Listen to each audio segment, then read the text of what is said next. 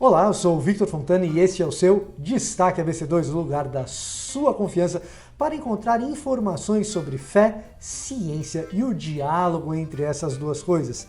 Na edição de hoje, você verá a Arca de Noé dos micróbios. Pesquisadores trabalham para preservar a vida de micro-organismos que vivem dentro do nosso organismo. Privacidade e tecnologia. Até que ponto você estaria disposto a abrir mão dos seus direitos e liberdades individuais em nome de escapar de uma crise maior, de uma pandemia como a da Covid-19? E a reabertura atrapalhada dos Estados Unidos, que tem motivado retrocessos no processo de saída das quarentenas. E claro, temos a nossa entrevista de hoje. Trazemos hoje um papo sobre a linha de frente no combate ao novo coronavírus com a médica doutora Isis, que vai nos responder como tem sido o dia a dia tratando pacientes da Covid-19.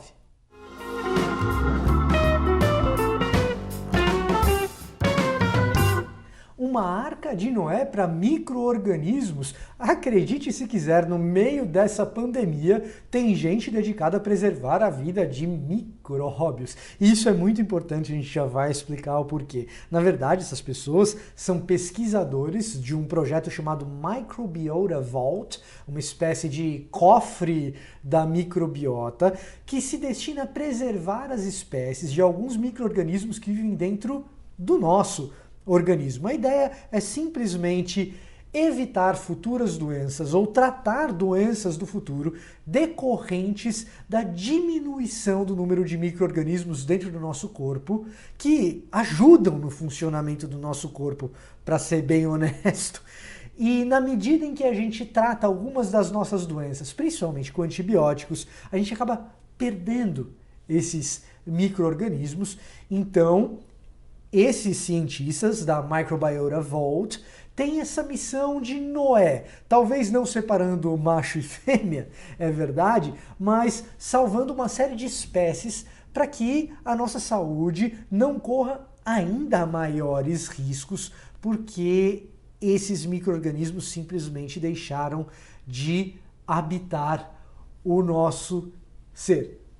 Biovigilância digital. Até que ponto você estaria disposto a abrir mão da sua privacidade e entregar os seus dados pessoais para o governo, para o Estado ou até mesmo para diversas corporações em troca de ter segurança biológica em tempos de pandemia? Essa talvez seja uma das grandes discussões que a gente tenha que enfrentar nos próximos anos devido ao controle dessas doenças pandêmicas causadas por novos vírus, como é o caso do novo coronavírus. No centro das atenções hoje, a gente tem, claro, a China, a polêmica China, que, a bem da verdade, embora tenha administrado mal a pandemia no seu início, foi capaz de conter a doença dentro de Wuhan, em grande medida por causa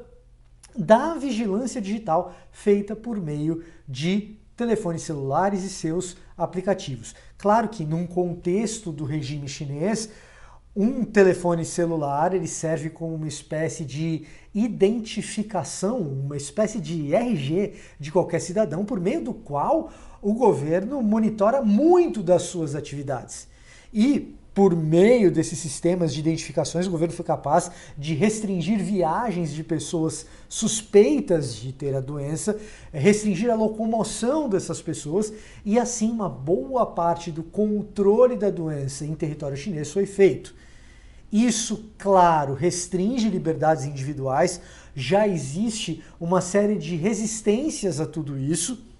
Com a anexação de Hong Kong e as questões políticas que dizem respeito a como a China vai administrar Hong Kong a partir de agora, isso tende a se amplificar e nós, ocidentais, devemos nos preparar para, dentro dos nossos próprios contextos, encararmos um desafio ético a respeito da vigilância digital que vai muito além das operadoras de telefone celular fornecerem os seus dados de locomoção para um estado, um município ou para o governo federal. Diz respeito a monitorar você individualmente, caso seja necessário. Fica feita a pergunta: você estaria disposto a abrir mão das suas liberdades e privacidades individuais em nome de conter uma pandemia? Alia jacta est, a sorte está lançada.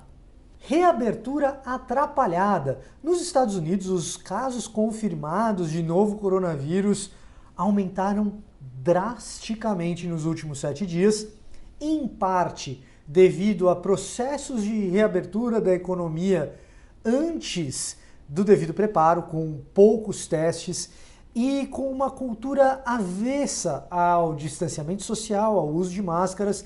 Crescem também os casos de pessoas extremamente transtornadas. Se você procurar na internet, você certamente vai encontrar algumas pessoas muito frustradas com o fato de terem que usar máscaras em público ou em supermercados, e isso muito possivelmente está relacionado ao aumento do número de casos de coronavírus, voltando a patamares anteriores ao fechamento da economia, muito maior, por exemplo, mesmo considerando em milhões de habitantes, muito maior, por exemplo, do que o caso europeu, do que os países europeus têm enfrentado agora, o próprio Canadá tem enfrentado agora.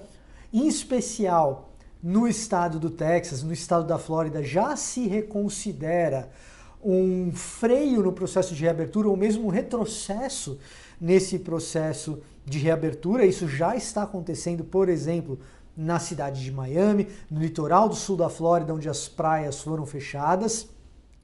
E isso nos leva a refletir se, no Brasil, os processos de reabertura precisam passar por uma análise mais fria dos dados para se fazer a coisa da maneira correta, sem que se precise retroceder, como tem acontecido nos Estados Unidos, também em parte por causa dos últimos protestos que têm acontecido, como também aconteceram no Brasil. E para conversarmos um pouco sobre como essa crise tem sido no dia a dia, na realidade, na dureza da linha de frente do combate à Covid-19, nós temos uma entrevista hoje com uma médica, a doutora Isis. Hoje nós recebemos alguém que está lidando no dia a dia com os pacientes do novo coronavírus.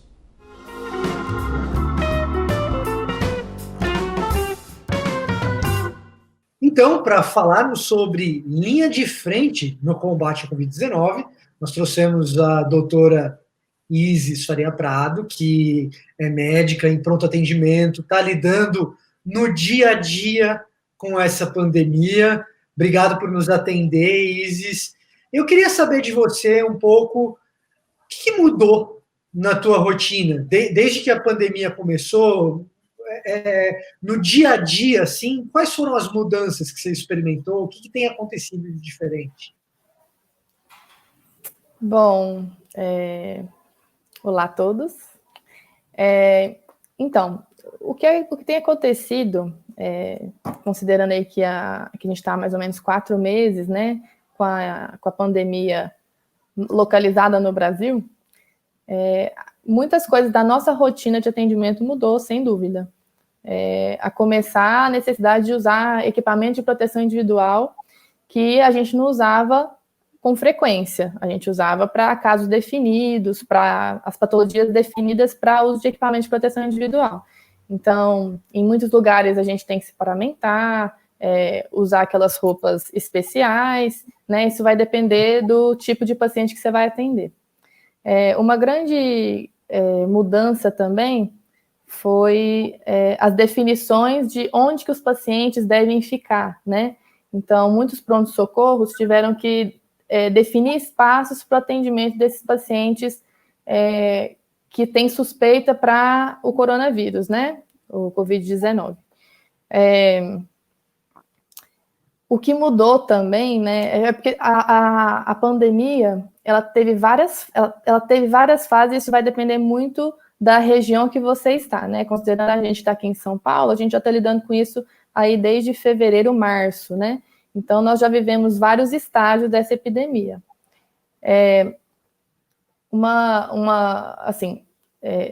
De acordo, e as demandas também foram mudando, né? Então, o aumento do número de casos, então foi necessário você criar lugares especiais para deixar esses pacientes, né? Separar os pacientes com suspeita de Covid-19 dos pacientes que procuram pronto-socorro pelas outras demandas que elas não deixaram de acontecer, né? Porque acaba que o coronavírus, ele veio e pareceu que só existia essa doença, né? Quando, na verdade, nós continuamos tendo pacientes com infarto, AVC, né? E, então, definir esses espaços para poder diminuir a chance dos pacientes que não têm suspeita se contaminarem com os pacientes com suspeita, né? Considerando que é uma doença altamente contagiosa. Mas, assim, eu acho que mudou não só a nossa rotina no hospital, mas a rotina com as nossas famílias, né? Então, por exemplo, tem muitos funcionários que não veem seus familiares desde o início da epidemia, com medo. Muitas vezes as pessoas que moram nas casas dessas pessoas são pessoas de risco, né? Consideradas do grupo de risco. Então, essas pessoas muitas vezes não conseguem ir até as suas casas, visitar seus familiares, com medo de transmitir a doença para esses familiares, né?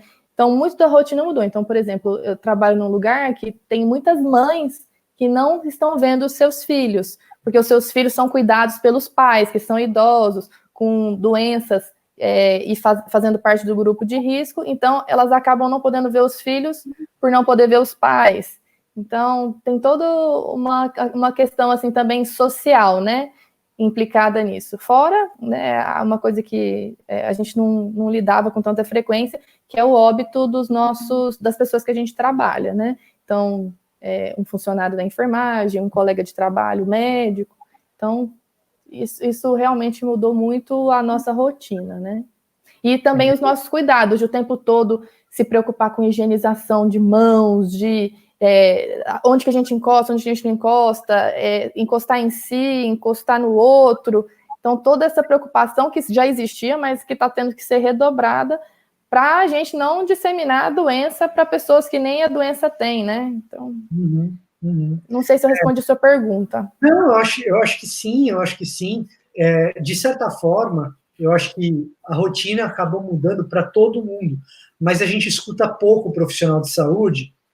E é importante que você que está nos assistindo, que não é da área da saúde, pratique um pouco da empatia, de saber que a sua vida mudou, mas se você não é profissional da área da saúde, provavelmente a sua vida mudou menos do que a vida de quem está atuando no front.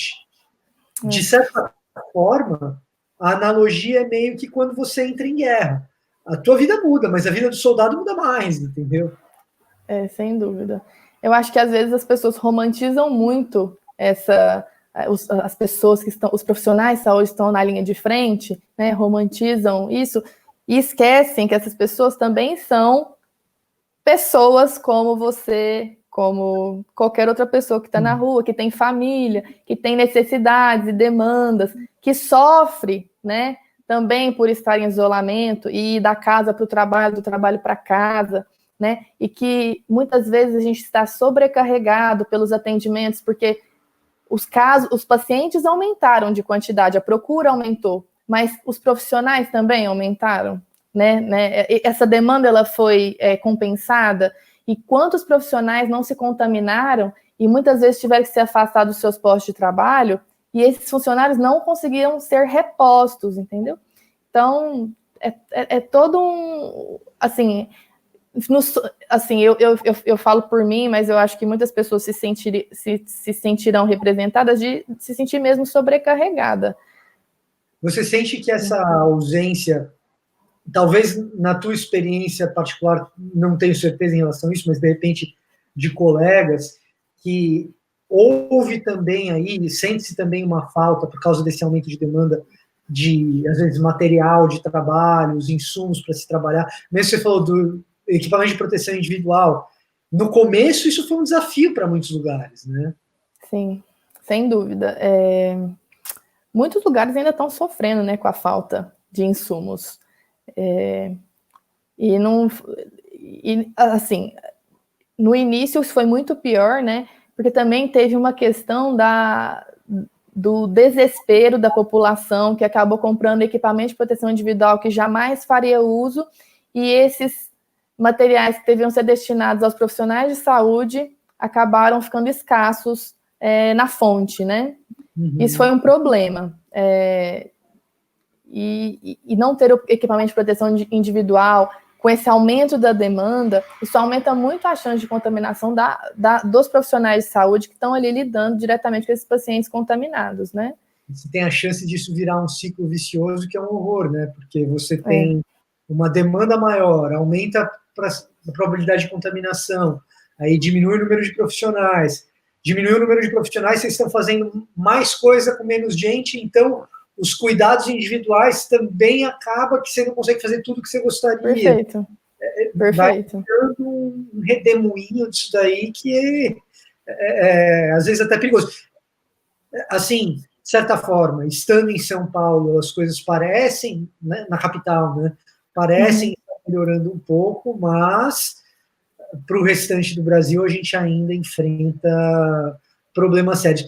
Isis, desde que a doença começou, em termos de protocolo de tratamento, sem contar as polêmicas de protocolo em relação à medicação X ou Y para ser utilizada, mas no que diz respeito aos protocolos terapêuticos mesmo, entre o cara dar a entrada no hospital, passar pela triagem, ser diagnosticado de fato com Covid, ser feita uma decisão dessa pessoa ir para a UTI ou não ir, ou ter uma ventilação ou não ter, de lá para cá, dá para afirmar que os médicos têm uma noção um pouco melhor do que fazer em cada caso? Tipo, houve uma evolução de entender melhor como a doença se comporta, os estágios da doença, ou ainda é tudo muito misterioso, ainda se tem muito... Eu tenho certeza que ainda se tem muitas incertezas, mas a questão é, tem menos incertezas do que tinha no começo?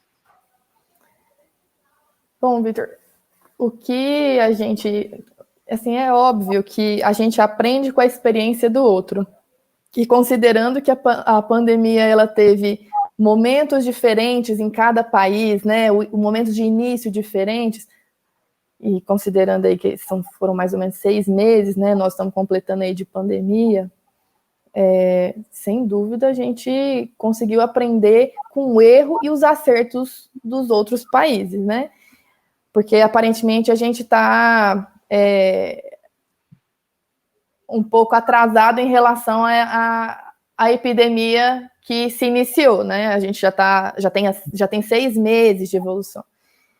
E no início, né? Eu que estava dando plantão desde o início aqui no Brasil, quando começou, é notório que estamos menos desorganizados nos atendimentos e nos fluxos de atendimento, e nas definições de internação ou não, necessidade de suporte ventilatório, seja ele um catéter de oxigênio, ou uma máscara, ou até uma intubação, né? Com necessidade de ventilação mecânica.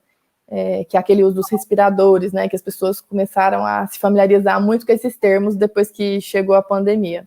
Sim. Então, assim, a gente acaba conseguindo saber um pouco mais o que fazer e como lidar com os casos, só que isso a gente está aprendendo com a doença, mas não significa que a gente saiba como resolver todos os casos, né? Todas as intercorrências que podem acontecer com esses pacientes, porque o tempo todo a gente é surpreendido com novas apresentações da doença, e agora a gente está conseguindo ver o pós-infecção, né, o paciente que se contaminou, e esse segmento desse paciente, como esses pacientes têm ficado, e quais as complicações a curto, médio e longo prazo desses pacientes. Então, assim, eu acho bastante ousado falar que a gente aprendeu com a doença, porque 6 meses de doença, infelizmente, não é suficiente para a gente aprender com ela. Mas, de fato, estamos mais organizados e um pouco mais familiarizados com o que está acontecendo. Você vê quanto tempo a gente demorou para relacionar Zika com microcefalia com certeza, né? Ótima correlação. demorou, assim, no Brasil, depois de ser epidêmico mesmo, que é uma doença antiga, né? Mas no Brasil, depois de ser epidêmico, por causa de vários vacilos que a gente deu também, demorou mais de ano para a gente ter certeza que microcefalia e zika eram correlatos, né? Então, assim, o que eu pergunto dessa questão de existirem procedimentos um pouco mais eficientes é que a gente fica sempre com a esperança de que, assim, não, agora a gente sabe um pouco melhor o efeito de uma determinada intervenção no momento X, que antes a gente esperava um pouco mais, ou então a gente fazia um pouco antes. Esses ajustes, às vezes, eles são fundamentais para preservar, ainda que não seja um número largo de vidas, ou criar um procedimento que você fale assim, não, agora tá tudo bem, pode pegar o vírus à vontade. Está longe disso, está distante disso, mas a gente consegue melhorar um pouco as coisas. Você mencionou uma coisa interessante na resposta anterior, que é a questão de que alguns termos se popularizaram. As pessoas estão mais familiarizadas com algumas coisas. Sim. Agora, eu queria te fazer a pergunta inversa. Quais são as coisas que as pessoas não têm familiaridade ainda, que elas geralmente não sabem, que o médico gostaria que elas soubessem sobre essa pandemia? De repente, ela chegasse no hospital ou na UBS sabendo. Que tipo de coisa que às vezes você sente que falta? E você fala assim, pô, se o cara soubesse isso, já melhoraria muito. Nossa, tem bastante coisa, assim, que esse tempo me fez vivenciar, assim, com os pacientes. Eu acho que nós temos muito... A gente pode fazer aquele mitos e verdades do coronavírus no pronto-socorro, né? Então, uma coisa, assim, que muitas pessoas acham é que se eu tiver coronavírus, obrigatoriamente eu tenho que fazer uma tomografia. Então, as pessoas já chegam no pronto-socorro com a demanda de preciso fazer uma tomografia. E existem critérios para você pedir um exame de imagem, seja ele um raio-x, uma tomografia. Mas as pessoas acham que, aí se, por exemplo, é pedido, né, por alguma pessoa, uma tomografia sem indicação, e o paciente veio com a tomografia normal, um raio-x normal, aí muitos pacientes questionam, nossa, isso não foi 1, não foi 2. Então, quer dizer que eu não tenho coronavírus, né? Então, as pessoas entenderem que um exame complementar, como uma tomografia, ou exames laboratoriais, né? Porque às vezes é necessário pedir exames laboratoriais, seja ele um hemograma e etc. E os pacientes acham que por esses exames virem estando normais, significa que a pessoa não tem coronavírus, quando na verdade não é assim que a gente diagnostica a doença, né? Outra coisa é aumento da procura de pacientes sem sintomas apenas pela curiosidade de saber se já pegou ou se porque conversou com uma vizinha ou um parente, se ele que está contaminado, que está com coronavírus diagnosticado, se ela também está, e a pessoa sem qualquer sintoma, né? O que às vezes é um trabalho muito exaustivo num pronto-socorro, quando muitos pacientes que realmente estão com a doença procuram, entendendo aquilo que eu falei anteriormente, né? Muitas vezes nós não tivemos a equipe ampliada. E ao aumento do número de pessoas, às vezes você ter que fazer esse trabalho educativo num pronto-socorro, às vezes te toma um tempo que você poderia estar destinando para pessoas que têm critérios que você precisa dar mais suporte clínico, né? Você realmente precisa ficar mais próximo desse paciente, ou até os pacientes que estão aguardando atendimento, mas a gente está ali naquele trabalho educativo, num pronto-socorro, tentando explicar para o paciente que não deve procurar o pronto-socorro sem sintomas, que não existe indicação de realizar o exame, seja ele o teste rápido, a sorologia, ou mesmo o exame que todo mundo chama como exame do cotonete, né? Que é o PCR para Covid-19. Que é o que é realmente, assim, esse exame nasal é o exame que, vamos dizer assim, para diagnóstico de você estar naquele momento com Covid-19, é o que a gente tem de mais confiável. Então, é um exame que tem critério para ser pedido, né? E depende do local que você trabalha e depende da disponibilidade do exame. Então, tem critério disponibilidade, indicação, né? Em muitos lugares você só coleta se o paciente tiver critério de internação, você coleta para poder fazer o diagnóstico, né? Porque você interna às vezes com a suspeita, mas às vezes você precisa fazer o diagnóstico.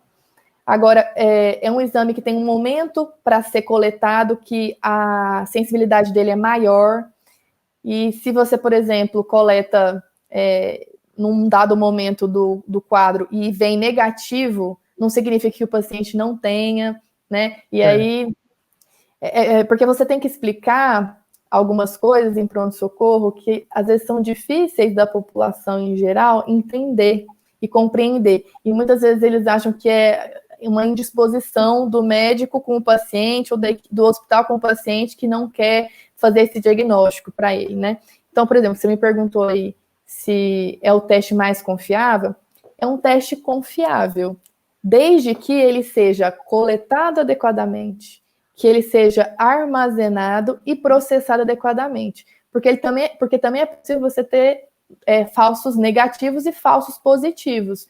Então, por exemplo, uma pessoa sem sintomas que coleta esse exame, se acontecer de ter contaminação com outros desses mesmos exames de outras pessoas, eu posso contaminar e falar que essa pessoa está com coronavírus, quando na verdade ela não está. Então, é um exame confiável, mas tem critérios e assim, a gente nunca fala que algo é 100% confiável, 100% específico, porque sempre existem nesses entremeios aí os falsos positivos e os falsos negativos. Eu acho que uma das coisas que, se eu estou captando bem o que você está trazendo para a gente, diz assim, toda doença tem um quadro evolutivo. A Covid-19 não é exceção. Então, ela não é sempre igual. Você pega, ela tem uma diferença de quadros aí.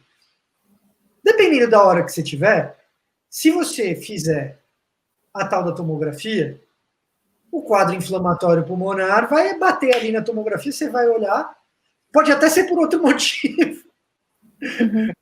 Mas você vai bater o olho ali, vai olhar, poxa vida, tá, esse pulmão está bem comprometido. Ainda que não seja Covid, a suspeita é muito grande e isso aqui é um problema. Né? Mas o fato de eu fazer essa tomografia hoje, não bater esse quadro inflamatório desse jeito, não significa que daqui a 2 dias eu não possa ter um quadro inflamatório que vai me demandar atenções especiais e até, quem sabe, fazer outro exame desse tipo. Lembrando que tomografia é um exame bem caro, viu, gente? Entre os exames de imagem, é um exame bem caro. Então, você fica fazendo vários assim, não é uma coisa assim simples também. Não é um exame simples, não é um exame simples, não é um exame barato, e é um exame que tem as complicações, porque é um exame com radiação, né? Então, sim, é um exame que se você está sendo exposto à radiação, e o problema talvez dessa exposição à radiação não vai ser agora, mas ao longo dos anos, né? Pelo potencial de causar neoplasias, etc. E, assim, Isis, como que tem sido lidar com as pessoas mais teimosas que chegam no atendimento? Eventualmente tem essas que estão informadas, mas com algumas informações meio cruzadas e já acham que se fizer uma tomo, beleza, mas a gente sabe que também tem do outro lado uma turma que nega a gravidade da doença, acha que com elas não vai acontecer nada. Eu não sei se você tem lidado com essas pessoas no hospital, talvez no dia a dia mais do que no hospital. Fora do hospital, talvez mais, porque a pessoa que já chega mal. Mas como que tem sido lidar com essa turma que está muito debaixo das teorias da conspiração, que nega a gravidade da doença, continua do mesmo jeito desde o começo da doença, piorou, melhorou, como que é? Eu já vi os dois cenários, sabia? No hospital e, obviamente, a gente pega isso muito mais fora do ambiente hospitalar. Mas já atendi paciente, por exemplo, que foi indicada a internação, era um paciente com sintomas muito típicos, né, uma suspeita muito alta, e essa paciente necessitando de suporte de oxigênio e pedindo para não ser internada porque ela não tinha nada. E a paciente, assim, francamente necessitando de suporte de oxigênio, né? Tinha uma tomografia com comprometimento importante. Era uma paciente que realmente a gente não manda um paciente que precisa de oxigênio para casa, não é mesmo? Então, a gente pega pacientes em negação, sem dúvida, no hospital. O contrário, o que acontece fora é uma coisa que a gente está vivendo desde o início, né, da pandemia, tanto que o Ministério da Saúde criou um canal de contato sobre denuncie fake news, porque isso ficou tão, assim, exacerbado, tão notório, né, que foi necessário criar um canal de comunicação para poder colocar mitos e verdades das coisas que apareciam na internet, né? Seja no WhatsApp, seja no Instagram, em qualquer rede social aí. E isso é um problema, porque as pessoas elas se apoderam de um conhecimento que não tem qualquer base científica, né? Que alguém criou uma rede que a gente usa muito, né? Que é o WhatsApp. Cria um texto de conspiração, e tanto que até recentemente estava tendo invasão de pessoas a hospitais para saber se realmente tinham pessoas internadas nas UTIs, se isso não era verdade, tudo, que é uma coisa absurda, né? Oi? Não, Pode falar. A impressão que eu tenho é que no mundo da medicina existem alguns contextos que há muito tempo estão, assim, há muito tempo tem gente que faz teoria da conspiração, mas pouca gente dá bola. E de repente, quando o mundo da medicina virou a principal dos assuntos, que, convenhamos, nunca foi. Exatamente. Era importante, mas não era o principal dos assuntos. Virou. Essas teorias todas vieram à tona e começaram a desenvolver novas em cima dessas. Por exemplo, que a indústria farmacêutica não quer que você descubra a cura de determinadas doenças, porque eles querem vender o medicamento daqui a uns anos muito mais caro. Umas coisas assim. Aí o cara pega essa narrativa que já existe e tal e monta um negócio em cima, manda pelo WhatsApp e as pessoas acreditam, né? Nossa, e é absurdo, assim, o quanto as pessoas têm acreditado, né? E a gente vê isso, inclusive, dentro da própria classe médica. Algumas coisas muito conspiratórias que, sabidamente, são fake news. E, assim, profissionais de saúde, médicos, enfermeiros, pessoas com acesso à informação de confiança, uma informação confiável, e ainda assim repassando esse tipo de informação, disseminando esse tipo de informação dentro do ambiente de trabalho, são coisas bem surpreendentes. De fato, eu não consigo explicar, eu só assisto, só vejo essas questões, assim. Eu tento fazer minha parte, tentando esclarecer algumas coisas. Obviamente, eu não sou a detentora plena do conhecimento sobre o assunto, porque ninguém é, né? Mas algumas inverdades eu ainda me esforço para tentar desmistificar para as pessoas e tentar trazer as verdades, o que a gente tem aí de minimamente confiável e com evidência científica. Era aquilo que a gente estava conversando um pouco antes da entrevista começar, sobre, acho que nunca foi tão necessário falar em medicina baseada em evidência, né? Uma coisa que a gente achava que era ponto pacífico. Eu não sei se essa era a sua impressão no meio, mas para mim, leigo, que vou ao médico quando eu tenho um problema ou faço o meu check-up anual, medicina baseada em evidência para mim sempre foi o de sempre. É o consenso, todo mundo é assim, né? de repente a gente descobre que tem uma turma que acha que vai curar. Se bem que tem a fosfetanolamina também para provar para a gente que esse negócio da medicina baseada em evidência, tem uma turma também que é do contra. Mas sim, várias coisas na medicina. Né? Não existe a medicina baseada em evidência, mas nem todo mundo pratica a medicina baseada em evidência. E mesmo as pessoas que praticam a medicina baseada em evidência, nem sempre elas praticam 100% dela, né? Tem muitas coisas da prática clínica, da vivência, que, pela experiência, às vezes o que é feito por alguns médicos não é baseado em evidência. Se isso tem algum impacto negativo ou positivo, isso vai depender da doença, né? Da terapêutica que foi proposta para o paciente. Que a ideia é que você, quando a gente fala de medicina baseada em evidência, a ideia é que você tenha uma medicina baseada nos trabalhos científicos grandes, bem desenhados, robustos, que a gente chama, e que trazem para a gente evidências de eficácia de um tratamento ou de malefício de um tratamento, né?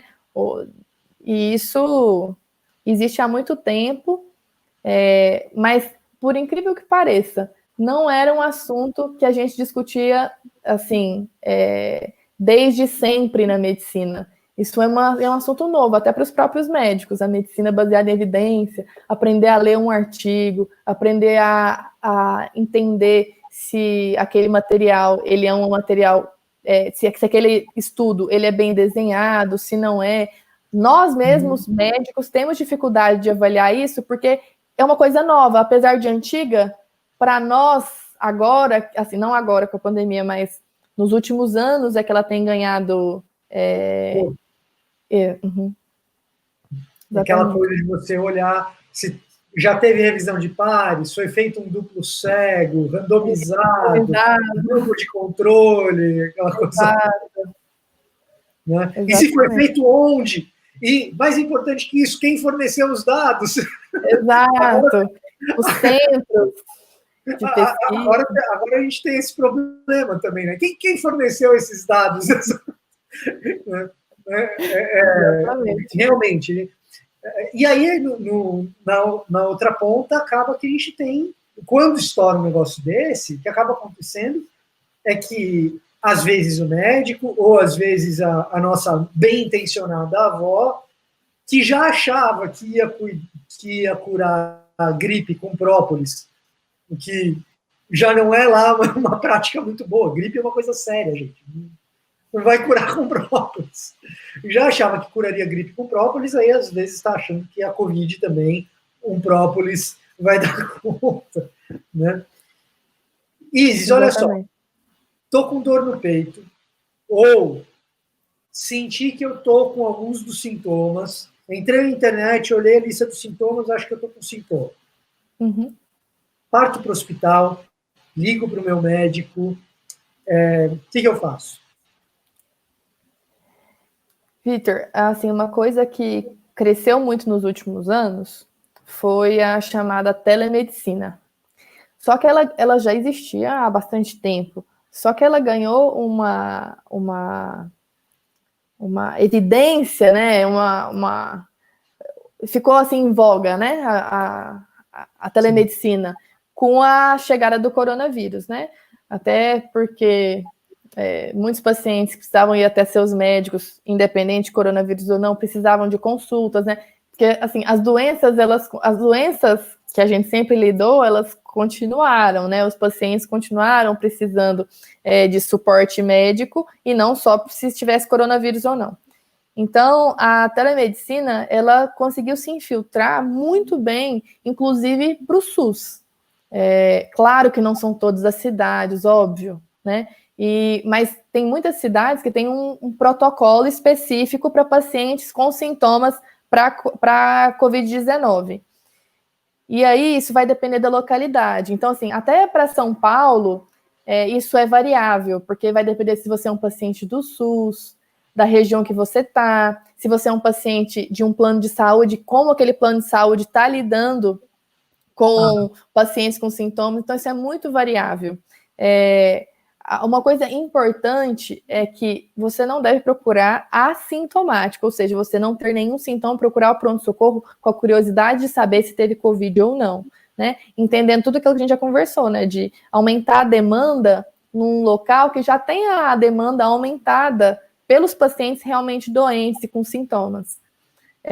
Outra coisa é procurar o pronto-socorro se tiver os sinais de alarme. E quais são eles, né? Que é falta de ar, isso é um sinal de alarme. Febre, que eu não consigo abaixar em casa, eu tomo as medicações dos antitérmicos e a febre não está abaixando, isso é um motivo de procurar o pronto-socorro. Pacientes com tontura, ou mesmo pacientes que desmaiaram, tendo sintomas e desmaiaram, isso é um motivo de procurar o pronto-socorro, porque são sinais de alarme, é necessário investigar e cuidar desse paciente, né? E, assim, geralmente, pacientes com sintomas leves, esses pacientes devem se isolar e fazer o isolamento de 14 dias para evitar que você contamine as pessoas, tanto as pessoas da sua casa como as pessoas do seu trabalho, né? Porque nem todo mundo teve a oportunidade de fazer home office ou de ter um afastamento do trabalho durante esse período da pandemia. Então, assim, o Ministério da Saúde tem algumas recomendações, né, de quando procurar um pronto-socorro, mas nem todo mundo, e se tiver sintomas leves, muitos desses pacientes conseguem ser acompanhados pela telemedicina, seja ela via telefone ou por algum contato por vídeo, uma ligação por vídeo, ou um chat, né? Muita gente tem usado o chat também para poder acompanhar esses pacientes com sintomas leves. Porque muitos pacientes começam com sintomas leves e alguns pacientes, né, começam com sintomas leves e vão evoluir para sintomas mais graves. Então, acaba que esses pacientes são acompanhados inicialmente via telemedicina ou até mesmo no posto de saúde, porque o posto de saúde consegue atender melhor essa população da região. E aí, identificar se tiver algum sinal de alarme, encaminhar esse paciente para um serviço de pronto atendimento. Só que, como eu te expliquei, não é regra, né? Então, alguns pacientes não conseguem, com sintomas leves, não procurar o pronto-socorro, porque ele não tem acesso à telemedicina e muito menos ele tem um plano de saúde que consegue acompanhar ele com mais conforto. E aí ele precisa procurar, porque ele não tem a opção de fazer home office e ficar em casa 14 dias isolado. Ele precisa de atestado médico, né, para ficar os 14 dias afastado, e a gente também tem uma conduta que também é isolar a família que mora com esse paciente. Então, às vezes, essas documentações, essas questões burocráticas, o paciente acaba tendo que procurar o pronto-socorro para ter isso resolvido. Porque, às vezes, pela telemedicina, isso consegue ser feito, mas às vezes não. Então, é variável mesmo, e cada plano de saúde e cada região tem um protocolo específico. Mas, assim, basicamente, se as pessoas têm sinal de alarme, precisa procurar imediatamente, né? Que é a falta de ar, uma febre que não consegue ser diminuída, a temperatura diminuir pelas medicações destinadas para isso, e desmaio, por exemplo, tá bom? Certo. Isis, muito obrigado por nos atender, pelas informações. Eu espero que as coisas em São Paulo continuem mais ou menos num patamar aceitável para trabalho nas unidades médicas, que deram aí uma tranquilizada nas últimas semanas, espero que continue assim. E você que nos acompanhou, muito obrigado pela sua audiência. Não se esqueça, toda quinta-feira temos Destaque ABC2. A gente vai ficando por aqui. Até a próxima. Obrigada. Tchau, tchau.